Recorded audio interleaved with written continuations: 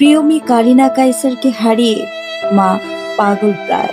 তিনি সাংবাদিকদের একটাই অনুরোধ জানাচ্ছেন যে আমার মেয়ের মুখ আপনারা কাউকে দেখাবেন না, ছবি তুলবেন না এবং ভিউ ব্যবসাও করবেন না। তিনি বলছেন আপনারা এতগুলো মানুষ আছেন, আমার মেয়ের জন্য সবাই মিলে শুধু দোয়া করেন। আপনারা আমার মেয়ের মুখের ছবি তুলবেন না, আমার মেয়েকে নিয়ে কোনো ভিউ ব্যবসা করবেন না, আমার মেয়ের জন্য দোয়া করেন। আপনারা এতগুলো মানুষ আছেন, আমার মেয়ের জন্য দরুদ শরীফ পড়েন, সূরা ফাতিহা পড়েন, আমার মেয়ের জন্য দোয়া করেন। আমরা যদি কোনো অন্যায় করে থাকি আমাদেরকে মাফ করে দিন।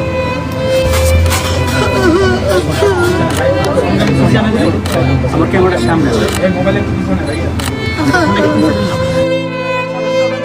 আদরের সন্তান কারিনা কাইসারকে এভাবে দেখে মা বাবা দুজনেই স্তব্ধ হয়ে গেছে।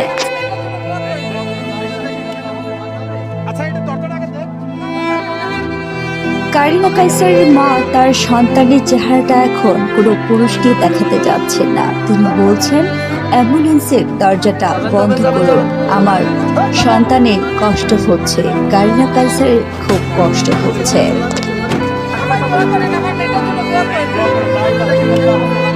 আচ্ছা এটা দরকার আগে দিবে আন্টি দিবে যাবেন যাবেন যাবেন যাবেন যাবেন